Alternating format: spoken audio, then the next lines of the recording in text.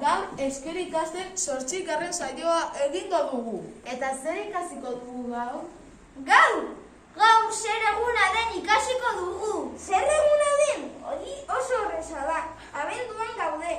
Gaur osteguna da. Bai, baina gaur ez da edozein osteguna. Gaur euskararen eguna da. Egia da eskolan eta Euskal Herri osoan euskararen eguna ospatzen da. Eta zer egingo dugu? Gauza asko egingo ditugu.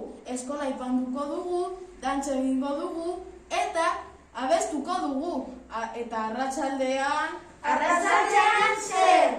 Arratsaldean mai jolasak eta txokolatea hartuko dugu. Zea! Baina ez ahaztu, gaur euskararen eguna izan arren, nik gaur, bihar eta beti euskara ikasten jarraituko dut. Bai, euskara gehiagorekin eta gehiagotan egingo dugu. Nik euskaraz hitz egiteko ahaleginak egingo ditut. Gu euskaraz hitz egiteko